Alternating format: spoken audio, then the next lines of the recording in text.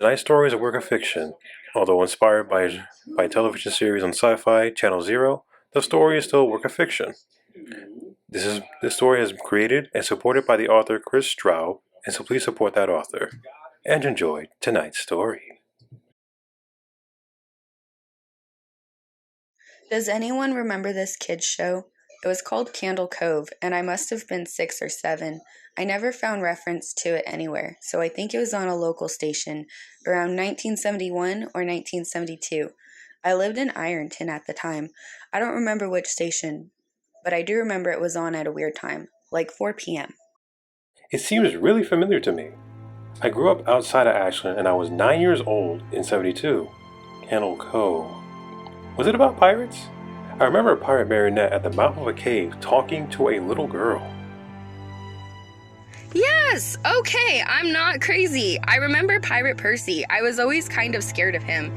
He looked like he was built from parts of other dolls, like really low budget. His head was an old porcelain baby doll, looked like an antique that didn't belong on the body.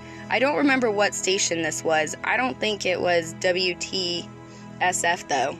Sorry to resurrect this old thread, but I know exactly what show you mean, Sky Shale. I think Candle Cove ran for only a couple months in 71, not 72. I was 12, and I watched it a few times with my brother. It was Channel 58, whatever station that was. My mom would let me switch it after the news. Let me see what I remember. It took place in Candle Cove, and it was about a little girl who imagined herself to be friends with pirates. The pirate ship was called the Laughingstock, and Pirate Percy wasn't a very good pirate because he got scared too easily. And there was calliope music constantly playing. I don't remember the girl's name, Janice or Jade or something. I think it was Janice. Thank you, Jaren. Memories flooded back when you mentioned the Laughingstock and Channel 58. I remember the bow of the ship was a wooden smiling face with the lower jaw submerged. It looked like it was swallowing the sea, and it had that awful Ed Wynn voice and laugh. I especially remember how jarring it was when they switched from the wooden plastic model to the foam puppet version with the head that talked. I remember that too. Do you remember this part, Sky Shao? You have to go inside. Mike, I got a chill reading that. Yes, I remember. That's what the ship always told Percy when there was a spooky place he had to go in, like a cave or a dark room where the treasure was, and the camera would push in on Laughingstock's face with each pause. You have to go inside. With his 2 eyes askew and that flopping foam jaw and the fishing line that opened and closed it, it just looked so cheap and awful. You guys remember the villain? He had a face that was just a handlebar mustache above really, really tall, narrow teeth. I honestly thought the villain was Pirate Percy. Even still, that show was nightmare fuel in my opinion. That wasn't the villain, the puppet with the mustache. That was the villain's sidekick, Horace Horrible. He had a monocle too, but it was on top of his mustache. I used to think that meant he only had one eye. But yeah, the villain was another marionette, the Skin Taker. Can't believe what they let us watch back then. Jesus H. Christ, the Skin Taker. What kind of kid show were we watching? I seriously could not look at the screen while the Skin Taker showed up. He just descended out of nowhere on his strings, just a dirty skeleton wearing a brown top hat and a cape. And his glass eyes that were too big for his skull. Christ almighty. Wasn't his top hat and cloak all sewn up crazily? Was that supposed to be children's skin? Yeah, I think so. Remember his mouth didn't open and close? His jaw just slid back and forth. I remember the little girl said, "Why does your mouth move like that?" And the Skin Taker didn't look at the girl, but at the camera and said, "To grind your skin." I'm so relieved that other people remember this terrible show.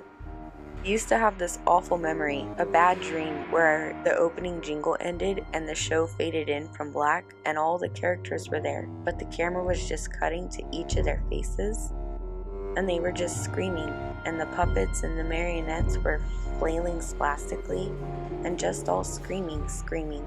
The girl was just moaning and crying like she had been through hours of this. I woke up many times from that nightmare. I used to wet the bed when I had it.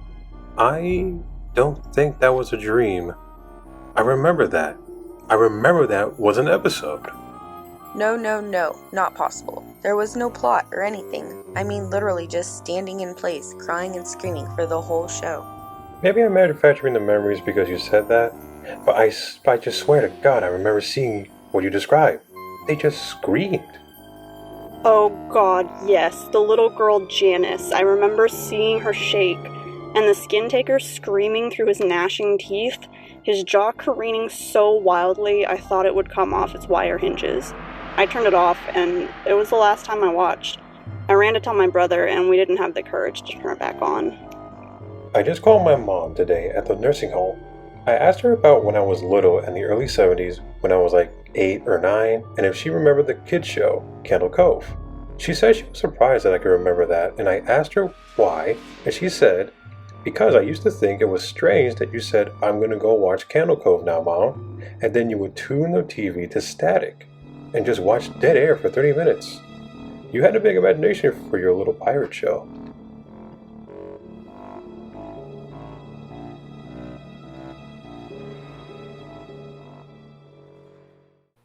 Hey everyone, it's Keiichi. I would like to take this time to thank Jessica McLellan and Amanda Gannis for lending me their voices for this tonight's story. And I'm sorry that it took about a week for me to actually post up another story, because you have no idea how hard it was just to find 2 people, just 2, for tonight's story. But who would have thought that the 2 voices that would have lent me their voices for tonight's story was 2 people that I actually meet in real life. Go figure. But anyway, if we all sound differently every now and then, it's because we're still obeying the COVID law. So instead of being in one room for this recording session, we recorded on our own time, and they recorded on their own devices that allow them to send their audio to me, and I can edit it in to make it sound as realistic as possible, as if they're in the same room with me. I hope it was convincing. But anyway, that's all I have for tonight. And just like that, have a good night, and try to have sweet dreams.